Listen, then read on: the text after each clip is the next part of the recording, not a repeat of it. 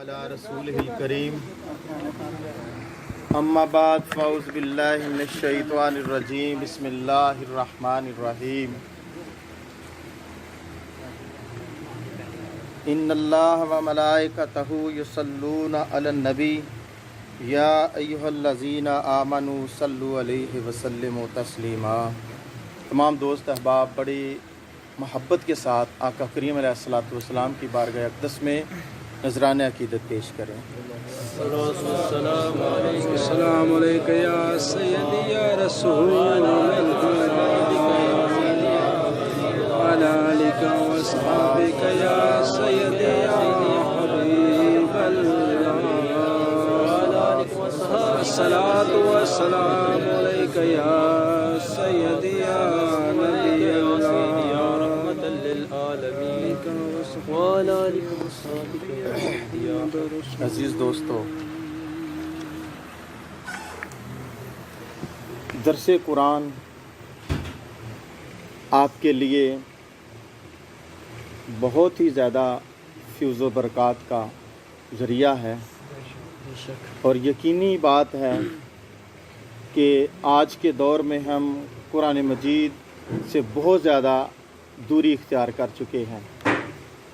اگر آپ غور کریں کہ رمضان المبارک کا مقدس مہینہ گزرا، ہم میں سے کتنے لوگ ہیں جو 24 گھنٹوں میں سے چند لمحات اس قرآن پاک کے ساتھ گزارتے رہے۔ میں سمجھتا ہوں کہ کافی زیادہ لوگ ہوں گے جنہوں نے رمضان المبارک میں بھی قرآن مجید کو ہاتھ نہیں لگایا۔ بڑا افسوس کا مقام ہے دوستو، جیسے جیسے قرآن سے دوری ہوتی چلی جا رہی ہے انسان ذلیل و خوار ہو رہا ہے۔ اگر انسان اس قرآن مجید سے دوستی کر لے اور قرآن مجید کو پورے دل کی تختی صاف کر کے اس کو پڑھے، اس پر عمل کرے، تو انسان کی زندگیوں میں آج بھی آسانیاں پیدا ہو سکتی ہیں۔ انسان کی زندگی کی مشکلیں جو ہیں وہ آسان ہو سکتی ہیں جب اس قرآن سے آپ کو محبت ہوگی۔ خواہ آپ تلاوت کی صورت میں محبت کریں یا درس سننے کی صورت میں محبت کریں یا کوئی اس کی بات کو سن کر اس پر عمل کریں، کسی بھی انداز میں اس قرآن کی بات کو لیں، تو یقینی بات ہے حضور علیہ الصلوۃ والسلام کی حدیث مبارکہ ہے کہ یہ قرآن پاک روز محشر بندے کے حق میں سفارش کرے گا کہ مولا یہ بندہ مجھے رات کے اندھیروں میں اٹھ اٹھ کے پڑھا کرتا تھا، میری تلاوت کیا کرتا تھا، مولا میں اس بندے کے حق میں سفارش کرتا ہوں کہ اس کی بخشش فرما دے۔ اور رب کائنات قرآن کی سفارش کے ذریعے اس بندے کی بخشش فرما دے گا۔ عزیز دوستو، قرآن مجید فرقان حمید کا درس رمضان المبارک میں نہیں ہو سکا۔ آج رمضان المبارک کے بعد پہلا درس ہے، اور دیکھیں میں نے جو آیات سلیکٹ کی ہیں آپ کے لیے آج رکھنے کے لیے، سورہ مومنون کس میں ہے؟ ٹھیک ہے، سورہ مومنون کی آیت 3-4 آیتیں ہیں۔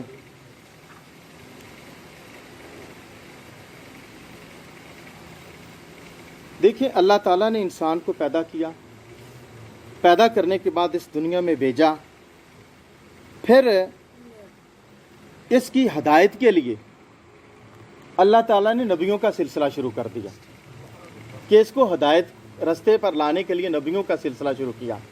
تو اللہ تعالیٰ نے حضرت نوح علیہ السلام کو بھی اس زمین پر بھیجا۔ یار یہاں سے مجھے آیتیں نہیں مل رہی، میں صرف آیتیں ڈھونڈ لوں اس کے بعد آگے چلتے ہیں جو آپ کے سامنے رکھنی ہے آج۔ بس میرے حضرت نوح علیہ السلام کو بھی بھیجا اللہ تعالیٰ نے کہ وہ بندوں کو اللہ تعالیٰ کے ساتھ جوڑ دیں۔ عزیز دوستو، اللہ کے نیک بندے، اللہ کے ولی، اللہ کے نبی اور اللہ کے ولی، اللہ کے نیک بندے جو ہوتے ہیں، ان کا ایک ہی کام ہوتا ہے کہ وہ بندوں کو رب سے ملا دیتے ہیں۔ اور یہی کام کرنے کے لیے نبیوں کا سلسلہ شروع ہوا. وہ بندوں کو زمین سے اٹھا کر عرش کی بلندیوں تک لے جاتے ہیں اور پھر ان کو وہاں سکون کا ایک مقام جو ہے وہ میسر آ جاتا ہے. میں ایک ایگزامپل سے شروع کرتا ہوں. آپ یہ دیکھیں, آپ گھر, مکان, کوٹھیاں, بنگلے کیوں بناتے ہیں؟ مکان کیوں بنائے جاتے ہیں؟ گھر کیوں بنائے جاتے ہیں؟ کہ یہ انسان جو ہے یہ مختلف قسم کے طوفانوں سے بچ سکے, یہ بارش سے محفوظ کر سکے, یہ سردی سے انسان کو بچائے, یہ ژالہ باری سے انسان کو بچائے, یہ گرمی کی شدت سے بچائے, بارش, اولے, ان ساری آفات سے وہ مکان آپ کو بچاتا ہے. مکان آپ ایک بناتے ہیں لیکن کتنی تکلیفیں, کتنی مصیبتیں اس کے ذریعے رک جاتی ہیں. اللہ کے جو بندے ہوتے ہیں, اللہ کے جو ولی ہوتے ہیں, اللہ کے جو نبی ہوتے ہیں, وہ اللہ تعالیٰ اور اس کے نبی کی محبت کا ایک مکان بناتے ہیں. بے شک اللہ کے بندے, اللہ کے ولی, اللہ کے نبی, اللہ کے نبی کی محبت کا ایک مکان بناتے ہیں, ایک محل تعمیر کرتے ہیں حضور کی محبتوں کا. اور جو بھی اس محل میں, اس مکان میں, محبتوں والے مکان میں آ جاتا ہے, وہ تمام قسم کی پریشانیوں سے, تکلیفوں سے, رنجشوں سے محفوظ ہو جاتا ہے. حضرت نوح علیہ السلام نے بھی ایک مکان بنایا. وہ مکان کیا تھا؟ کشتی بنائی. آج ان کا ذکر ہم نے تھوڑا سا کرنا ہے قرآن آیات کی صورت میں. اس میں یقیناً آپ کے لیے عقیدے کی باتیں بھی نکلیں گی. میں مختصر طور پہ آپ کے سامنے یہ آیات رکھوں گا. کشتی میں جو بھی سوار ہوئے وہ بچ گئے, جو سوار نہ ہوئے وہ تباہ و برباد ہو گئے. اللہ تعالیٰ نے ارشاد فرمایا, وَلَقَدْ أَرْسَلْنَا نُوحًا إِلَىٰ قَوْمِهِ, وَلَقَدْ أَرْسَلْنَا, تحقیق ہم نے بھیجا, نوح علیہ السلام کو, إِلَىٰ قَوْمِهِ, اس کی قوم کی طرف. ہم نے, بھئی میں نے آپ کے سامنے آیتوں کا ترجمہ رکھنا ہے اور آیتیں سمجھانے کی کوشش کرنی ہے. ہم نے نوح علیہ السلام کو اس کی قوم کی طرف بھیجا. یہ ترجمہ ہے جتنی آیت میں, وَلَقَدْ أَرْسَلْنَا نُوحًا إِلَىٰ قَوْمِهِ, ہم نے نوح علیہ السلام کو اس کی قوم کی طرف بھیجا. کس نے بھیجا؟ ہم نے. اللہ فرما رہا ہے ہم نے بھیجا. اب ہم نے بھیجا, بھیجنے والا اللہ ہے, تو اس کا مطلب ہے کہ نوح علیہ السلام کو اللہ فرما رہے کہ یہ میرا نبی ہے, یہ میرا محبوب ہے, یہ ہمارا ہے جو تمہارے پاس آ رہا ہے, میری طرف سے تمہارے پاس آ رہا ہے, اور جو بھی اس کے ساتھ لگے گا وہ بھی ہمارا بن جائے گا. جو بھی میرے نبی کے ساتھ لگے گا, کیونکہ اس کے بھیجنے والے ہم ہیں. ارسلنا, ہم نے بھیجا. اب دیکھو, میں آپ کے ساتھ آپ کے پاس کوئی بندہ بھیجوں تو رضوان صاحب اس کی بڑی رسپیکٹ کریں گے, یہ شبیر صاحب نے بھیجا ہے, عزت کریں گے, توقیر کریں گے.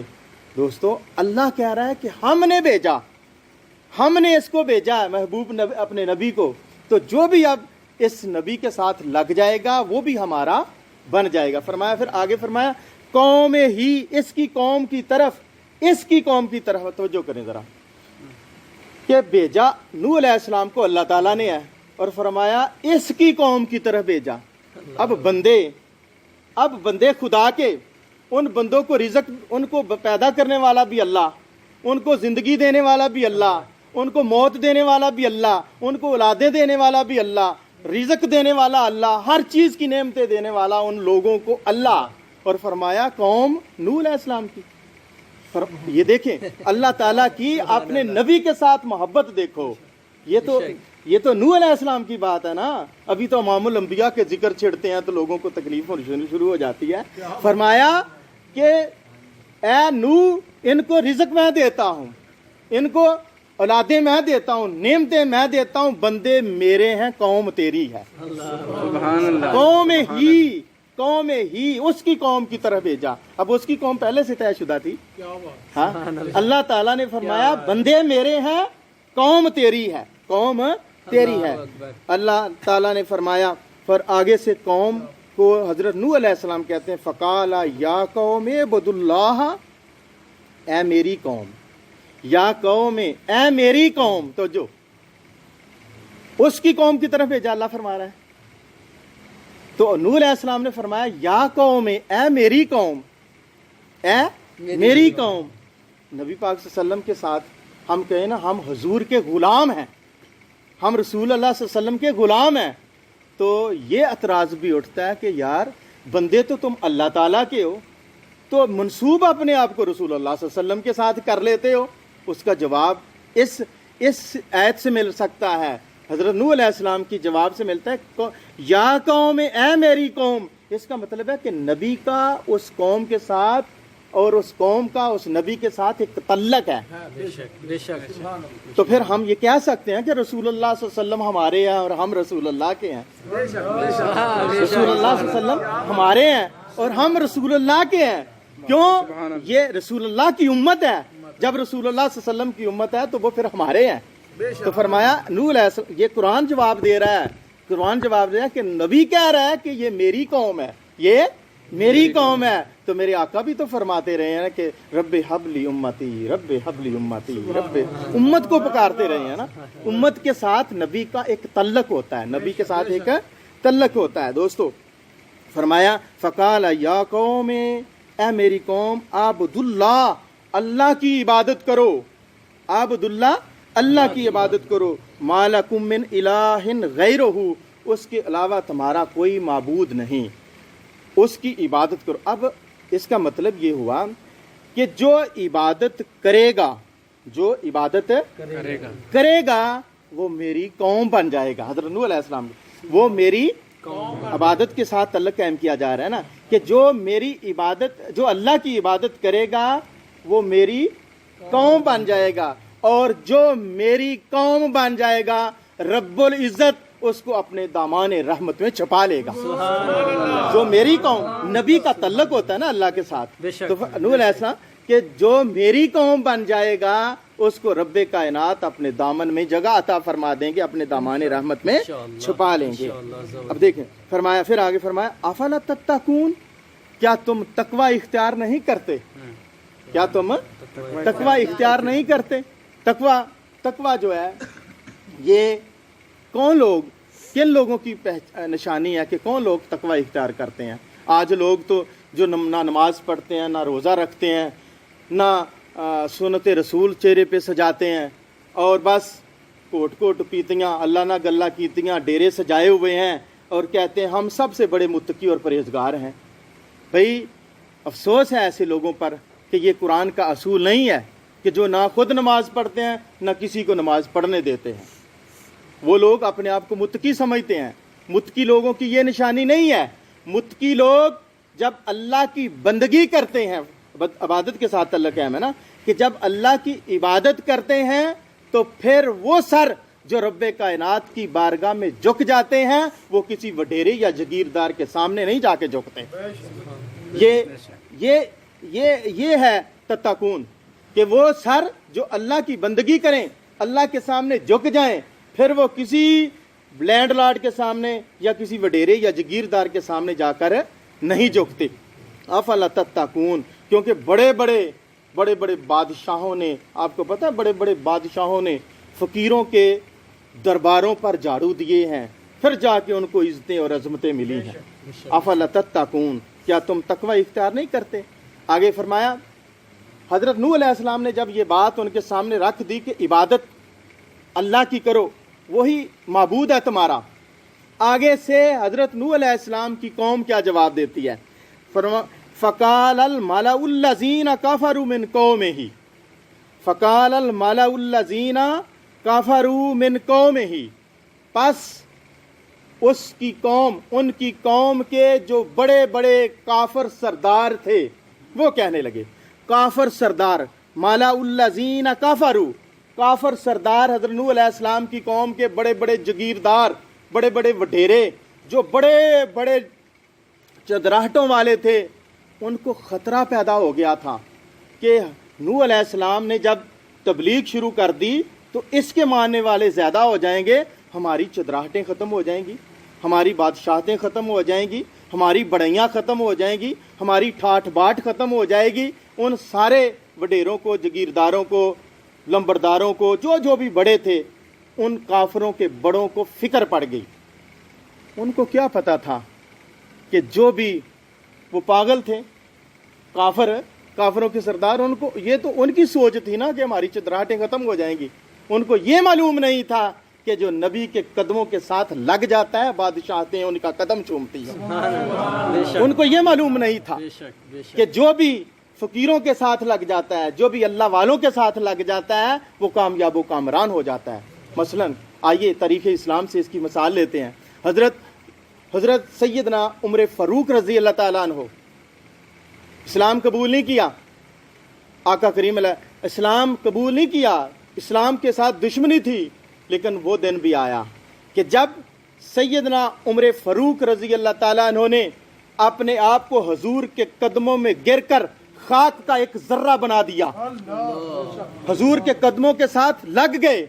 हजूर के कदमों के साथ लगना था। हजूर के कदमों में अपने आप को उन्होंने जब खाक बना दिया, राख बना दिया, अपना सब कुछ हजूर के कदमों पर नछावर कर दिया। एक दिन वो आया कि अल्लाह ताला ने उसी हजरत सैयदना उमर फ़ारूक रज़ी अल्लाह ताला अन्हु को 9,500 मरबा मील एरिए का बादशाह बना दिया। आप जानते हैं कि सबसे ज्यादा उनकी सल्तनत बादशाह अपना खिलाफत रही है कि 9,500 मरबा मील एरिए का उनको बादशाह बना दिया।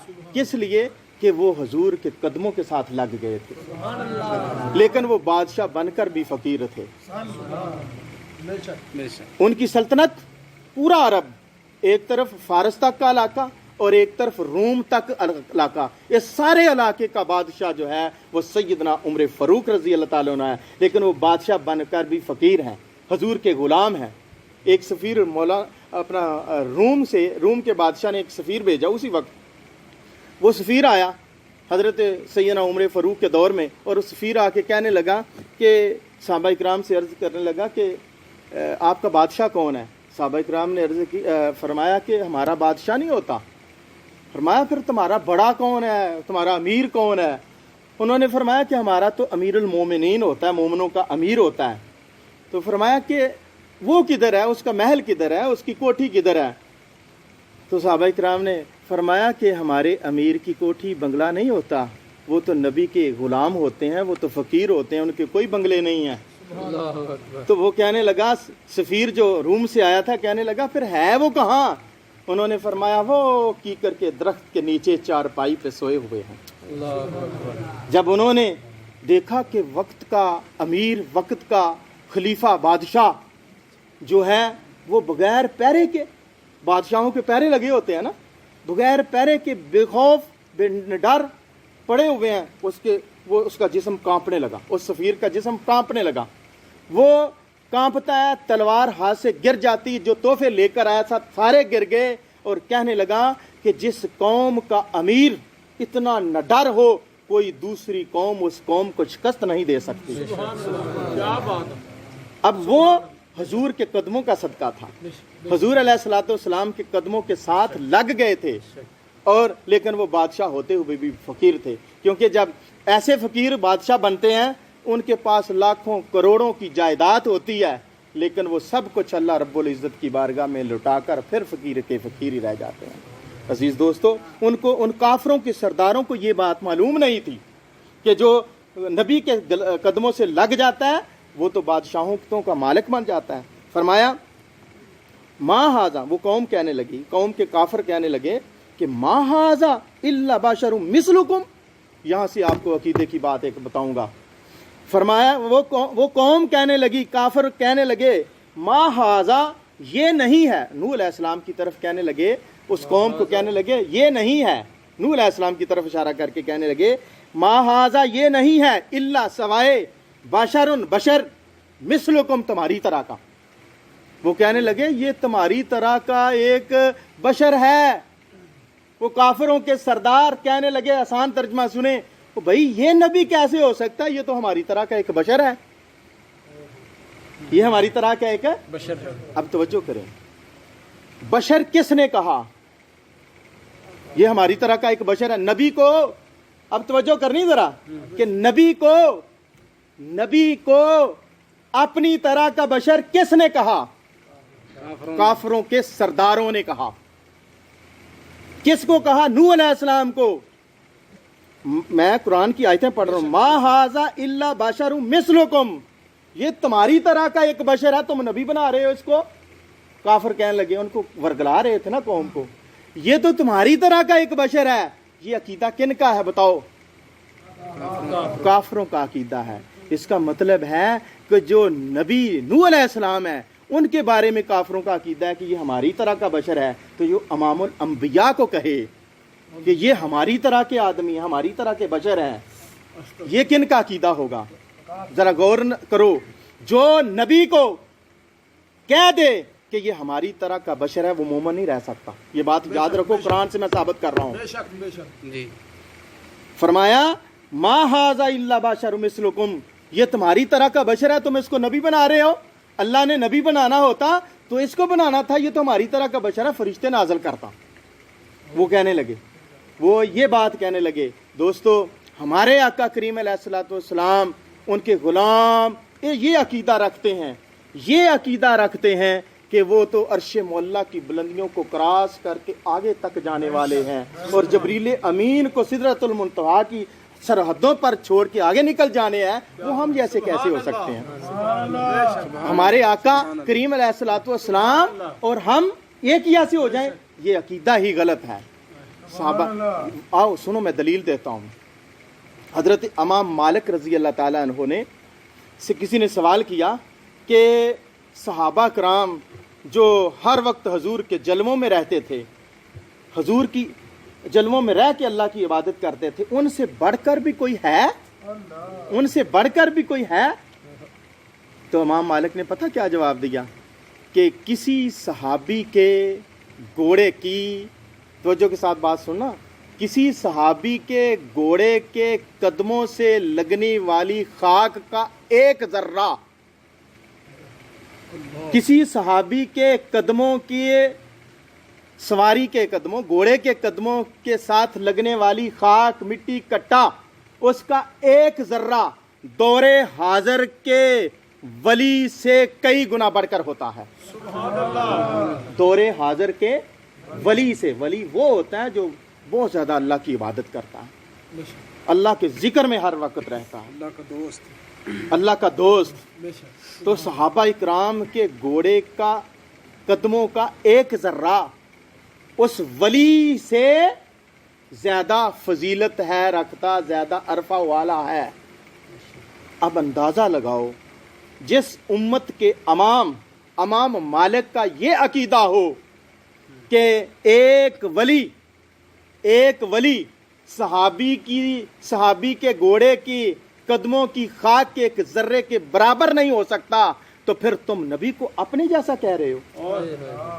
सोचो तो सही, ये अकीदा कैसे राइज हो सकता है?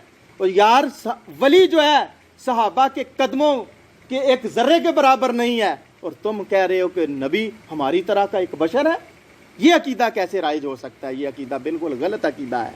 और तवज्जो करें, सहाबी के घोड़े के खाक के जर्रे को इतनी अहमियत क्यों मिली? ज्यादा इबादतों की वजह से, ज्यादा नमाजों की वजह से, ज्यादा रोजों की वजह से नहीं।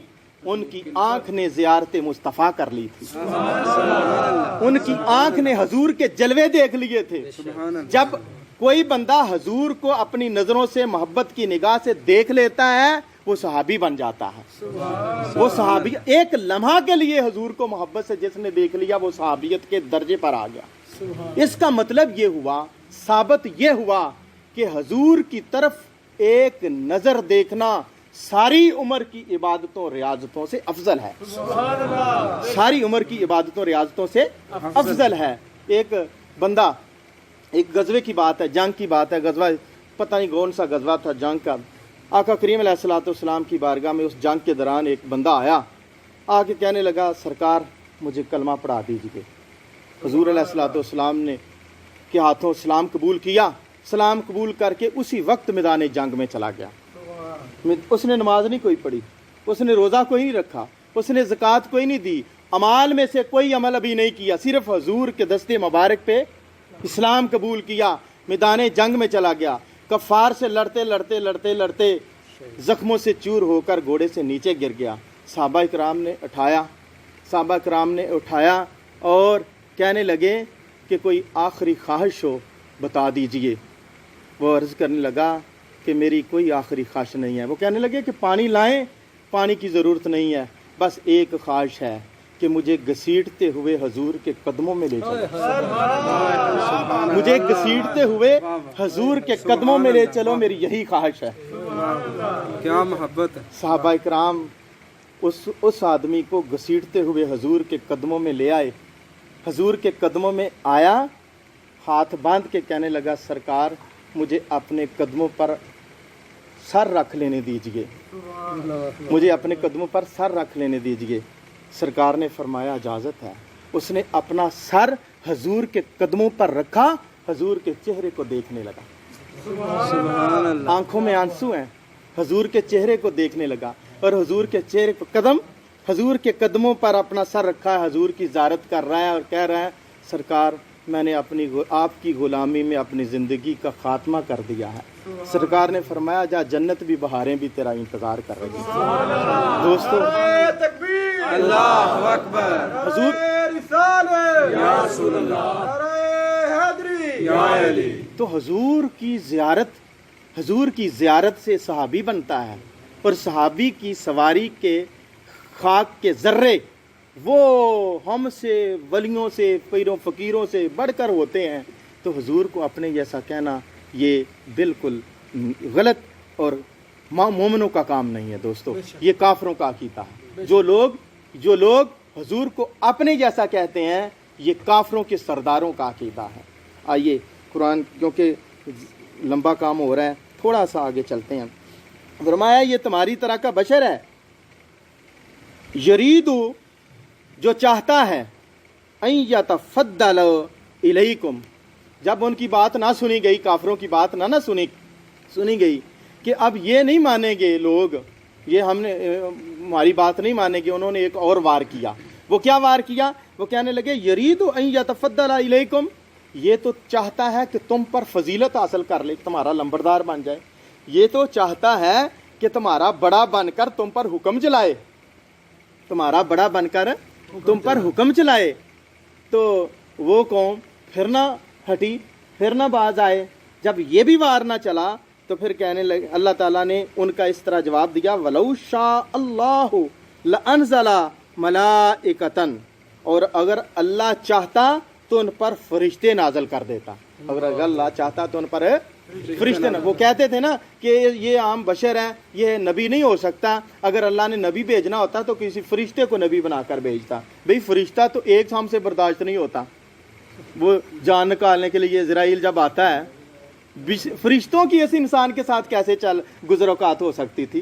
وہ ان کی گائیڈنس کیسے کر سکتا تھا؟ وہ تو ایک چپٹا مارتا ہے، ایک بندے کی سانس ادھر نکل جاتی ہے، جتنی باتیں وہ کر رہے تھے۔ اگر وہ نبی جو ہے وہ فرشتہ کوئی نبی فرشتہ ہوتا تو اس نے تو ایک پر مارنا تھا، سارے مار کے ادھر مار دینے تھے۔ دیکھو نا، ایک فرشتہ جو موت کا ہے وہ آپ سے برداشت نہیں ہے، تو فرشتوں کو نبی بنایا ہوتا تو یہ بالکل کیسے رہنمائی ملنی تھی، کیسے وضو کے طریقے آنے تھے، کیسے عبادت کے طریقے آنے تھے، کس نے سکھانے تھے؟ یہ نبی ہے جو ہر وقت یہ کہتا ہے کہ رب حبلی امتی، رب حبلی امتی۔ وہ اپنی امت کے گناہوں کو بھی، غلطیوں کو بھی دیکھ کر درگزر کر دیتے ہیں۔ یہاں سے ایک بات اور سمجھ آ رہی ہے کہ ایک بات اور ذہن میں رکھیں، علمی بات ہے کہ جتنے نبی آئے ہیں ان پر قوموں پر عذاب آئے ہیں نا، وہ عذاب ان کے بد عمالیوں کی وجہ سے اسی وقت نازل نہیں ہوئے۔ جب تک کسی قوم نے نبی کی گستاخی نہیں نہ کی اس وقت تک عذاب نہیں آیا۔ جو ہی ان کے برے اعمال کی وجہ سے ابھی پکڑ نہیں ہوئی، پکڑ اس وقت ہوئی ہے جب نبی کو نہیں مانا، جب نبی کی گستاخی پہ اتر آئے ہیں اسی وقت پکڑ آ گئی ہے۔ فرمایا ما سمینا، پھر تیسرا وار انہوں نے کیا، ما سمینا بہذا فی آبائنا الاولین، ہم نے تو یہ باتیں جو یہ نبی کرتا پھرتا ہے اپنے بزرگوں سے، اپنے بڑے سے، اپنے باپ دادوں سے نہیں سنی۔ اب وہ یہ وار کرنے لگے کہ لوگوں کو کہیں گے نا تو آپ کے باپ دادے جو ہیں وہ تو ایسی باتیں نہیں کرتے رہے. تو ساری بات ہے باپ دادے کی باتوں کو ہر بندہ پروٹوکول دیتا ہے کہ یار ہمارے خاندان میں تو کوئی ایسی بات نہیں سنی گئی, تو اب یہ باز آ جائیں گے. اب یہ وار کیا تو یہ وار بھی ان کا نہ چلا. وہ کہنے لگے کہ کوئی بات نہیں, اگر حضرت علیہ السلام نے فرمایا کہ کوئی بات نہیں, میں کون سا اپنی عبادت کے لیے تمہیں کہہ رہا ہوں, میں تو اللہ کے ساتھ تمہارا ایک تعلق جوڑ رہا ہوں. کوئی بات نہیں, اگر بڑے آپ کے باپ دادا نہیں بات آپ کو بتاتے رہے تو کوئی بات ہے, ایسی بات نہیں ہے. ان کی یہ بات بھی نہ چلی. تو پھر وہ قوم کہنے لگی ان ہوا الا رجل بہی جنتن, کہ یہ وہ بندہ ہے جس کا دماغ خراب ہو گیا. اب یہاں پہ وہ گستاخی پہ اتر آئے. اب یہاں پہ گستاخی کی انہوں نے کہ یہ پاگل ہو گیا ہے. نوح علیہ السلام کو کہنے لگے, اللہ کے نبی کو کہنے لگے کہ یہ پاگل ہو گیا. ان ہوا الا رجل, کہ یہ وہ آدمی ہے بہی جنتن جس کو جنون ہو گیا ہے, جس کا دماغ خراب ہو گیا ہے. فتح ربسو بہی حتی حین, اس کے حال پر ایک مدت کے لیے چھوڑ دو کہ یہ اس کا دماغ خراب ہو گیا, ایک مدت تک اس کو چھوڑ دو, اس کے قریب نہ جاؤ. ایک وقت آئے گا اس کی ساری باتیں ختم ہو جائیں گی اور اس کو پھر ہم پکڑ کے مار دیں گے. یہ وہ بات کرنے لگے کافروں کے سردار. اب انہوں نے یہاں پہ گستاخی کی ہے نبی کی. تو پھر جب ان کی گستاخیاں بڑھ گئیں تو حضرت نوح علیہ السلام نے فرمایا قال رب انصرنی بما کذبون, اے میرے رب میری مدد فرما, بما کذبون, کیونکہ یہ میری تکذیب کر رہے ہیں, اب یہ مجھے جٹلا رہے ہیں, ان کو پکڑ لے. گستاخی کی نا. اب اللہ رب العزت اپنے حقوق معاف کر دیتا ہے لیکن اپنے نبی کی گستاخی کو معاف نہیں کرتا. اپنے نبی کی گستاخی کو معاف نہیں کرتا. اسی وقت ان کی بربادی کا سامان اللہ تعالیٰ نے یوں شروع کر دیا. فرمایا فَأَوْحَيْنَا إِلَيْهِ أَنِ اصْنَعِ الْفُلْكَ بِأَعْيُنِنَا, اے نوح تو ہماری آنکھوں کے سامنے ہماری وحی کے مطابق, ہم نے ان کی طرف وحی کی, ہماری وحی کے مطابق کشتی بنا. اب ان کو برباد کرنا تھا, قوم کی گستاخیاں بڑھ گئی تھی. ایک کشتی بنا وَوَحْيِنَا, وحی کے مطابق, فَإِذَا جَاءَ أَمْرُنَا, اور جب ہمارا حکم آ جائے, وَفَارَتْ تَنُور, اور تنور کے اندر سے چشمہ پھوٹے. چشمہ پھوٹے. جب عذاب آیا تھا نا نوح کی قوم پر, نوح علیہ السلام کی قوم پر عذاب آیا تھا, تو ایک روایت کے مطابق کہ قرآن کی آیات ہیں, قرآن کی آیت کے وفارت تنور, تنور پھوٹ پڑا. تنور پھوٹ پڑا. تنور جو ہے جلتے ہوئے تنور سمنے شروع ہو گئے تھے, وہاں سے پانی کے چشمے, پانی جو ہے وہ نکلنا شروع ہو گیا تھا. اب اللہ تعالیٰ فرمایا جب یہ کام ہو جائے تو پھر کیا کرو, فَاسْلُكْ فِيهَا مِنْ كُلِّ زَوْجَيْنِ اثْنَيْنِ, تو تم پھر ہر جوڑے میں سے 2 کو بٹھا لینا اس کشتی کے اندر, وَأَهْلَكَ, اور اپنے گھر والوں کو بٹھا لینا, إِلَّا مَنْ سَبَقَ إِلَيْهِ الْقَوْلَ مِنْهُمْ, سوائے ان لوگوں کے جن کے بارے میں پہلے بات طے ہو چکی ہے, یعنی جن لوگوں نے آپ کی گستاخیاں کی ہیں ان لوگوں پر عذاب جو ہے وہ پکا ہو چکا ہے. ان کو نہیں بٹھانا. کن کو بٹھانا ہے؟ جو تیرے ساتھ لگے ہوئے ہیں, جو تیرے گھر والے ہیں, تیرے ماننے والے ہیں, تم ان کو اس کشتی میں بٹھا لینا. فرمایا وَلَا تُخَاطِبْنِي فِي الَّذِينَ ظَلَمُوا, اور ظالموں کے بارے میں میرے سے بات نہ کرنا, إِنَّهُمْ مُغْرَقُونَ, کیونکہ وہ ضرور غرق کیے جائیں گے.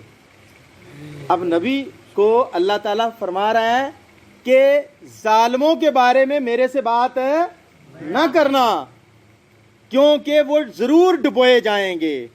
اب یہاں سے بات سنیں کہ اس کا مطلب یہ ہوا کہ اگر اللہ کا محبوب نبی کسی کے بارے میں اللہ سے بات کرے تو اللہ ضرور سنتا ہے, اللہ اس بات کو ضرور مانتا ہے. جو بات نبی کر دے کہ اس کو چھوڑ دیں, اس کو پکڑ لیں, تو اللہ اس کی بات کو مانتا ہے. اسی لیے تو اللہ کہہ رہا ہے کہ ان ظالموں نے جنہوں نے آپ کے ساتھ زیادتیاں کی ہیں, گستاخیاں کی ہیں, इनकी बात ना करना, इनकी बात ना करना। इनके अलावा जितने लोग होंगे उनकी जिसकी भी तू सिफारिश करेगा मैं वो उनको बचा लूँगा। जो जो भी तेरे साथ लगे होंगे, जो जो भी तेरे साथ तेरा दामन पकड़ के इस कश्ती में सवार हो जाएंगे वो बच जाएंगे, और जो उस कश्ती में जो तेरे साथ मोहब्बत नहीं करते रहे मैं उनको इस कश्ती में सवार ही नहीं होने दूंगा। क्यों? क्योंकि ये तेरी गुस्ताखियाँ करते रहे हैं।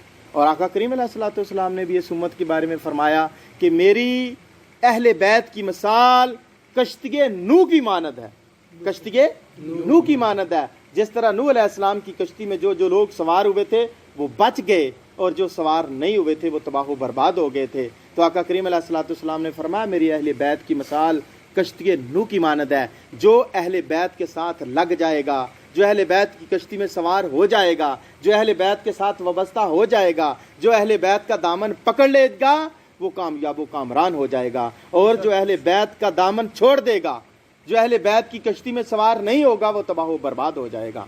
अजीज दोस्तों, फिर अल्लाह ताला बर्दाश्त नहीं करता कि मेरे महबूब, फरमाया कि महबूब इनके बारे में बात ना करना, ये तेरे दुश्मन है, मैं तेरे दुश्मनों को नहीं छोड़ूंगा, मैं तेरे दुश्मनों को पक्की दुश्मनी करूंगा इनके साथ, कि मैं इनको मैं अपने जलाल में हूँ। अल्लाह फरमा रहा है मैं जलाल में हूँ, मैं गुस्से में हूँ कि ये तेरी गुस्ताखियाँ करते रहे हैं, ये मुझसे नहीं बचेंगे, लिहाजा इनकी सिफारिश है ना करना, ये इनको ज़रूर मैं तबाह बर्बाद करूँगा।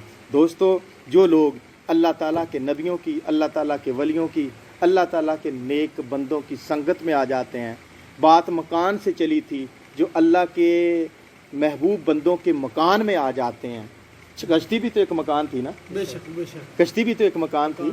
जो अल्लाह के नबियों के मोहब्बत के मकान में आ जाते हैं, अल्लाह ताला उनको आजिज़ी इनकसारी अता कर देता है, वो कामयाब व कामरान हो जाते हैं। और जो अल्लाह के नबियों के वलियों के साथ, अल्लाह के बरगज़ीदा बंदों के साथ, अल्लाह के वलियों के साथ नहीं लगते, उनके अंदर गुरूर और तकब्बर आ जाता है। वो तूफ़ान नूह तो नहीं आ जाना हुजूर की दुआओं का सदका, लेकिन वो जहालत के अंधेरों में डूब जाते हैं और जहालत में ही गर्क हो जाते हैं, क्यों? उनके अंदर गुरूर और तकब्बर आ जाता है। अल्लाह ताला हमें अल्लाह के वलियों के साथ संगत इख्तियार करने की तौफीक अता फरमाए, अल्लाह के नेक बंदों के साथ सोबत इख्तियार करने की तौफीक अता फरमाए, और अल्लाह के नबियों की और अल्लाह के वलियों की मोहब्बत का जो मकान है उस मकान में दाखिल होने की नसीब तौफीक अता फरमाए। और जो दरस कुरान में गलती हुई हो, अल्लाह रब्बे ज़ुल जलाल अपने महबूब करीम अलैहिस्सलातु वस्सलाम की ज़ात का सदका हमें माफ़ फरमाए। आमीन। अला रसूलिहिल करीम, अम्मा बाद, फ़ाउज़ बिल्लाहि मिनश शैतानिर रजीम, बिस्मिल्लाहिर रहमानिर रहीम।